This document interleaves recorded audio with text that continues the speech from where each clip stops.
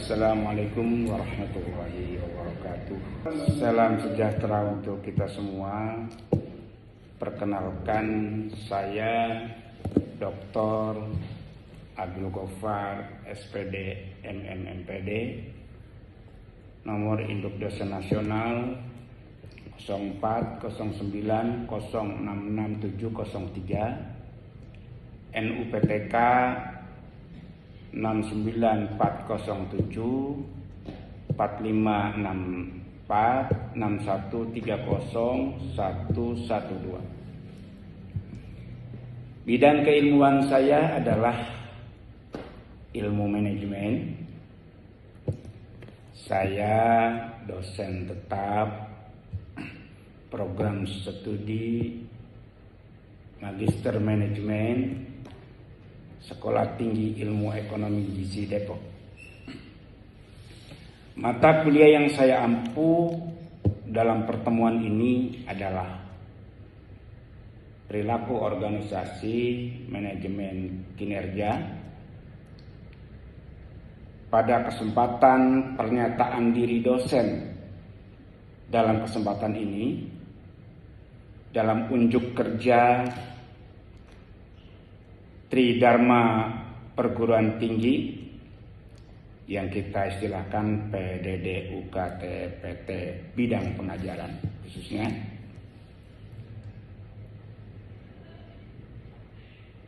pada kesempatan ini pula saya nanti sampaikan pembelajaran perkuliahan kode DMM 1 strip 20242 ini, mata kuliah perilaku organisasi dan manajemen kinerja yang memiliki bobot 3 SKS. Di dalam rencana pembelajaran semester mata kuliah ini, di mana ada 3 CPL, capaian pembelajaran lulusan. Yang pertama adalah mampu menerapkan prinsip-prinsip manajemen dalam organisasi. Kemudian CPL yang kedua, mampu menganalisis perilaku manusia dalam organisasi dan mempengaruhi kinerja. CPL ketiga adalah mampu menggunakan pendekatan ilmiah dalam pemecahan masalah manajerial. Adapun capaian pembelajaran mata kuliah atau kita istilahkan CPMK ya, kita bagi dalam 4 bagian. Setelah mengikuti mata kuliah ini, mahasiswa mampu menjelaskan konsep-konsep perilaku organisasi dan manajemen kinerja. Kedua, mampu menganalisis faktor-faktor yang mempengaruhi perilaku, baik itu individu, kelompok, ataupun organisasi. Yang ketiga, mengevaluasi peran kepemimpinan, motivasi, dan budaya organisasi terhadap kinerja. Dan CPMK yang terakhir adalah merancang sistem manajemen kinerja berdasarkan prinsip perilaku organisasi.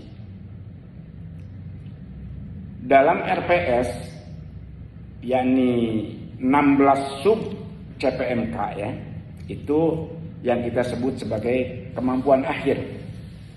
Ini yang sudah disepakati oleh Prodi Magister Manajemen, yang termasuk di dalamnya itu ada pertemuan 8 yang merupakan sesi review dan evaluasi ya, yang kita kenal dengan ujian tengah semester.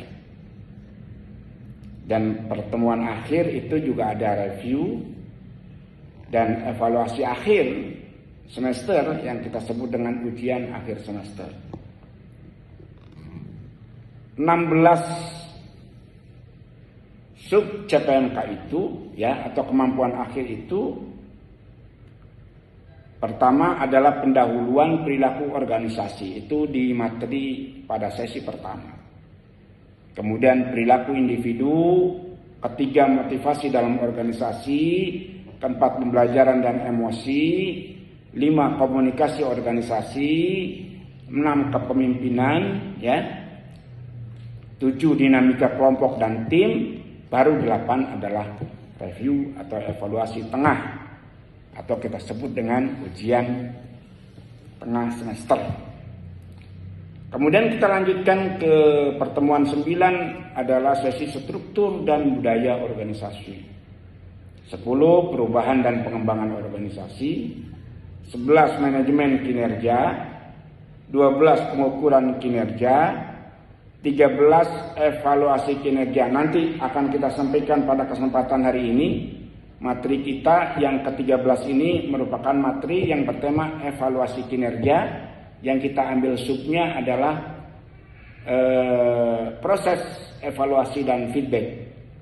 Kemudian 14 adalah materi imbalan dan penghargaan, 15 implementasi manajemen kinerja, dan terakhir nanti adalah merupakan review dari evaluasi akhir atau yang kita kenal dengan ujian akhir semester.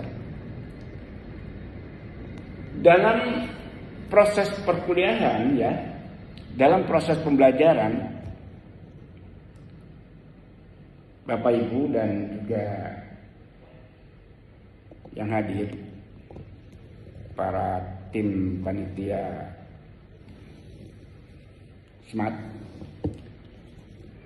saya menggunakan teknik pengajaran dengan DEI atau yang kita kenal dengan delivery, interaktif dan assessment. Kenapa saya lakukan? Saya lakukan demi untuk memastikan proses perkuliahan ini berlangsung, ya, secara efektif, berpusat, lalu saya harapkan bisa berdampak pada mahasiswa. Pertama, delivery atau penyampaian perkuliahan pembelajaran itu, ini cara kami menyampaikan materi kepada mahasiswa dari sesi 1 sampai 6, ya. Sebenarnya tiada lain bertujuan agar pembelajaran dapat tercapai. Melalui apa? Melalui kami ceramah secara interaktif, ya. Kami mempresentasikan menggunakan slide, kadang video, ya, atau multimedia. Terkadang juga kami sampaikan melalui studi kasus. Kemudian interaktif, ya. Inilah teknik pengajaran kami lakukan, interaksi perkuliahan atau pembelajaran. Ya, tiada lain adalah proses keterlibatan aktif mahasiswa dalam kegiatan pembelajaran, sehingga tidak hanya menerima materi, tidak hanya menerima informasi secara pasif, ya, namun saya jeda agar ada tanya jawab. Saya lakukan problem based learning, ya. Saya lakukan brainstorming, kadang-kadang menukar pikiran, bertukar pikiran dengan mahasiswa. Ini sangat perlu agar selain partisipasi kehadiran, ya, mahasiswa mampu mengembangkan kemampuan berpikir kritis, mampu berkomunikasi. Ya, tentunya suasana pembelajaran agar berlangsung aktif dan hidup. Kemudian yang ketiga, asesmen atau penilaian. Ini dapat dikatakan sebuah proses untuk mengukur ketercapaian pembelajaran mahasiswa, baik selama proses perkuliahan, ya, maupun di akhir pembelajaran. Ya, seperti tugas individu, tugas kelompok, ya. termasuk ujian tengah semester hingga ujian akhir semester. Asesmen seperti ini tentunya bertujuan untuk mengetahui tingkat pemahaman mahasiswa. Juga bertujuan memberikan umpan balik, feedback ya, untuk perbaikan pembelajaran. Dan tidak kalah pentingnya adalah untuk mengukur capaian pembelajaran mata kuliah dan apa yang kita sebut OB itu pendidikan berbasis hasil ya, outcome based education. Lalu komponen penilaian ini dengan bobot ya, kami memberikan tugas individu atau kelompok itu kita bobotkan 30%. Partisipasi kehadiran, keaktifan mahasiswa untuk hadir 20%. Kemudian kita lakukan ujian tengah semester ya atau TS 25%. Sudah 75 dan terakhir ujian akhir semester. Ujian akhir semester itu kita berikan bobot 25%. Di dalam mata kuliah perilaku organisasi dan manajemen kinerja ini, referensi utama ya kami ambil dari Stephen Robin ya dan kawan-kawan termasuk Timothy Jan dalam sebuah buku Organizational Behavior ya, terbitan tahun 2022 ya. Juga buku karya Michael Armstrong ya, itu Performance Management ya, Key Strategy and Practical Guidance, itu terbitan 2020. Dan lebih keren lagi itu buku referensi John and Ivan Sefik ya, kenapa itu Michael dan kawan-kawan itu dalam sebuah buku Organisasi Behavior and Management terbitan 2021. Selain itu ada pendukung, referensi pendukung ya, Scott Jones dan juga buku saya sendiri ini. Ini karya buku saya sendiri. Abdul Ghaffar dan Profesor Tuti Sariwulan. Beliau adalah pakar manajemen, guru besar di Universitas Negeri Jakarta. Judulnya Perilaku Organisasi dan Manajemen Kinerja dari terbitan Semarang ya, Pradina Pustaka tahun 2024. Oke, mari kita lanjutkan perkuliahan ya. Mata kuliah kita pada sesi pertemuan yang ke-13 ini ya. Kita akan bahas tentang evaluasi kinerja, sebuah proses evaluasi dan feedback. Terima kasih. Ini evaluasi kinerja ya, proses evaluasi dan feedback. Jadi materi utama sebenarnya evaluasi kinerja, subnya itu pada proses evaluasi dan feedback. Mata kuliah perilaku organisasi dan manajemen kinerja. Perilaku organisasi dan evaluasi kinerja sebentar. Oke. Tapi sebelumnya saya ingin sampaikan secara universal dulu, mengingatkan kembali, jangan lupa absen kawan-kawan ya. Presensi. Jadi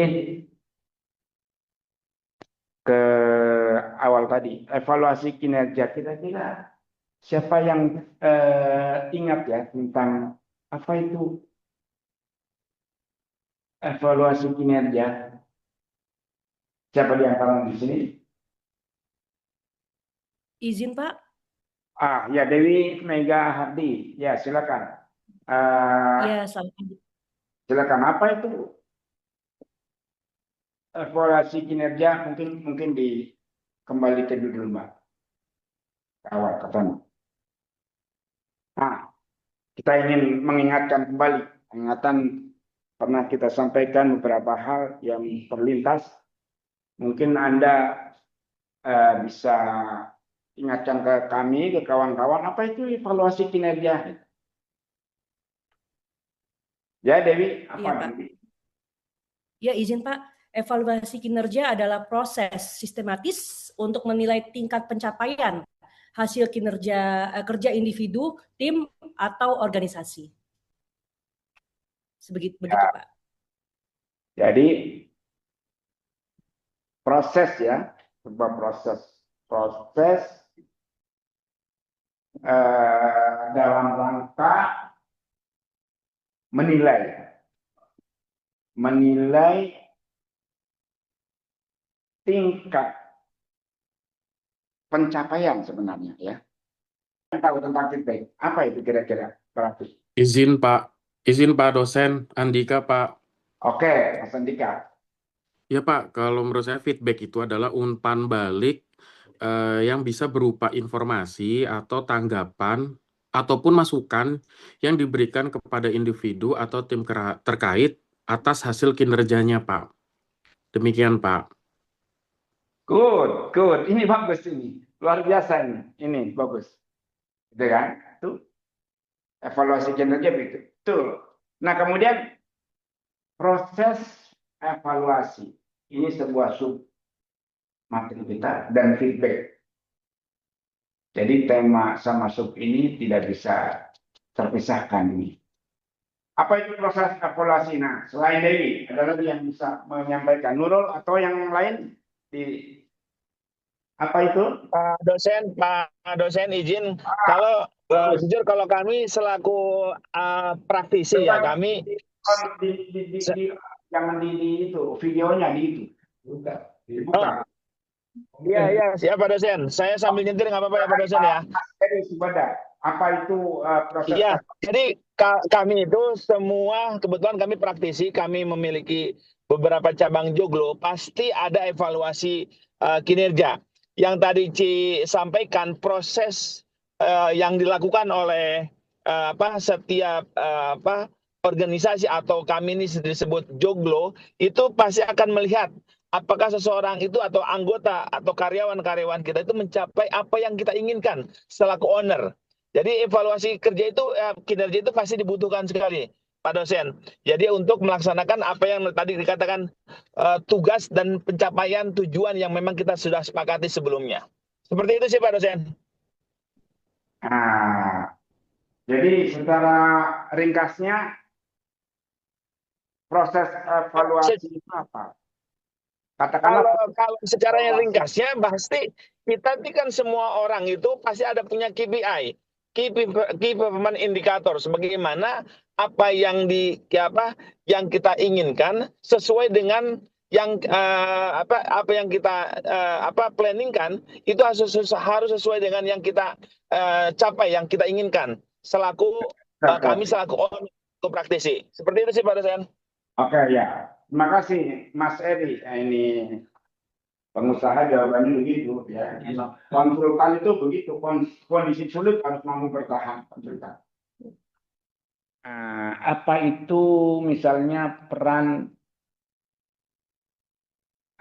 bisa saja di dalam slide ini. Kalau sudah dipahami, nggak usah. Kalau belum boleh ditanyakan nih tentang slide ini. Kalau sudah, ini kan bahasanya bisa kita pahami. Tapi ada sesuatu yang mungkin belum dipahami bisa ditanyakan. Ayo, silakan. Tentang peran manajer nih. Ini kalian kan semua manajer. Kalian semua manajer. Dan ini harus menjadi idaman bagi setiap mahasiswa magister manajemen. Jadi manajer. Lalu apa perannya dalam evaluasi dan feedback? Ini perannya. Kira-kira di mana ini? Ada yang mau ditanyakan? Dewi, ini. Nurul.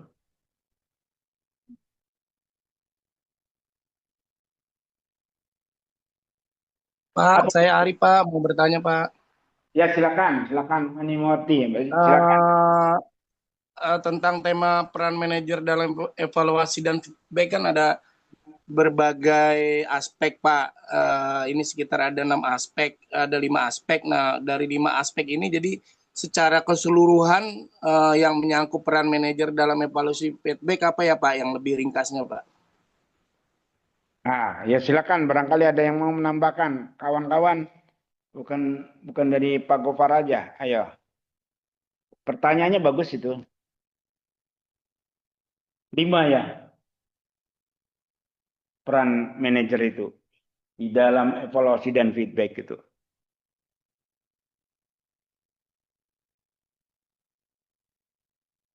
Mungkin disederhanakan deh pertanyaannya.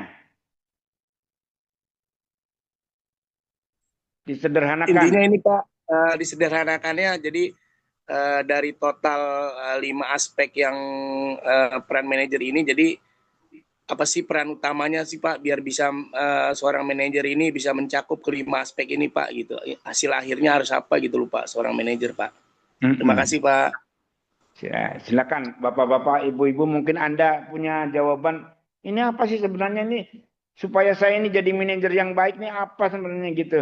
Atau sesuatunya ada hal yang harus dimiliki ibaratnya itu. Pak, bantu Ya silakan Mbak Dewi. Mega. tadi mengarah ke situ seperti yang Pak Gofar sampaikan di pertengahan. Jadi peran utama itu membimbing, dia menilai, dia mengembangkan karyawan itu dengan pelatihan dan berbagai hal agar mencapai target dari organisasi atau perusahaan secara optimal. Manajer itu bertugas atau bertindak sebagai coach, mentor, evaluator. Dia juga memberi feedback sebagaimana yang tadi Pak Gofar sampaikan juga, memberikan feedback agar karyawan itu mengetahui kelebihannya maupun kekurangannya. Dengan mengetahui kekurangannya, karyawan tersebut dapat memperbaiki, diharapkan dapat memperbaiki kinerjanya yang kurang tersebut. Nah, hasil hak akhir yang diharapkan adalah kinerja karyawan itu meningkat, produktivitas meningkat, kompetensi dan keterampilan berkembang, motivasi dan engagement karyawan itu meningkat, lalu tujuan individu selaras dengan tujuan perusahaan atau organisasi. Sehingga pada endingnya tercipta budaya perbaikan berkelanjutan. Seperti itu sih Pak tambahannya. Makasih. Oke. Ada lagi? Ada lagi mungkin Pak Bos?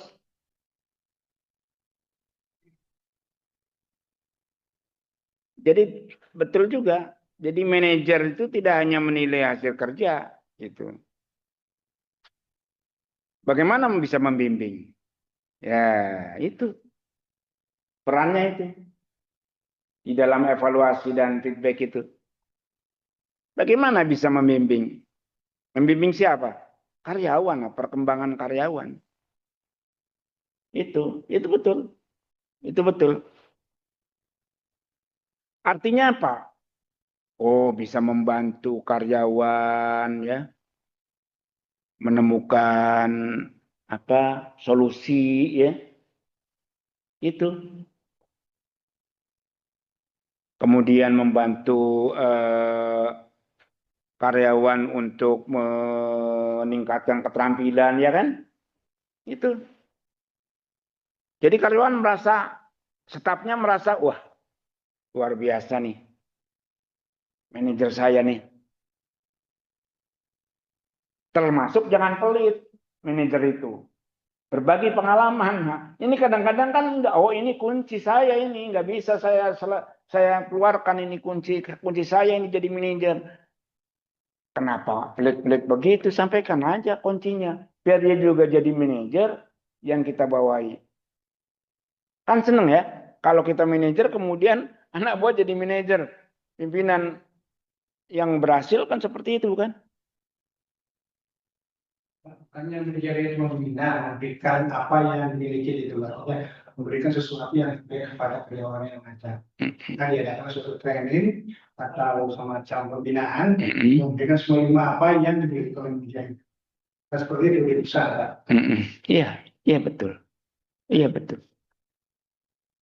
Jadi dalam rangka seperti Pak Bos sampaikan itu kan untuk semata-mata meningkatkan keterampilan mereka. Jadi ya mereka katakanlah terima kasihlah karena manajernya jadi mentor. Ya gitu ya. Jadi mentor. Manajer bisa jadi mentor luar biasa ini. Dan itu menjadi coaching dan mentor itu sebagai peran sesungguhnya di samping peran-peran lain. Itu ya Pak, itu yang masuk. Masuklah itu jawabannya. Gimana? Ada lagi? Izin menambahkan, Pak, boleh? Ya silakan. Nah, ya Ayu kemana aja nih Ayu ini?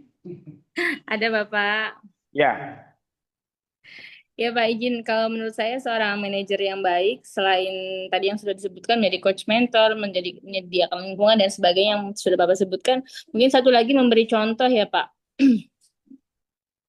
Menjadi contoh, menjadi role model yang tidak hanya memberikan atau memangku kebijakan, membuat kebijakan, tapi juga memberi contoh gitu, Pak.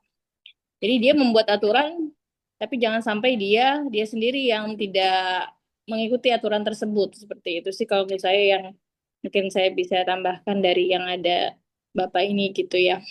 Karena sejauh ini mungkin banyak orang yang jadi coach dan mentor saja tapi tidak bisa memberikan contoh gitu Pak.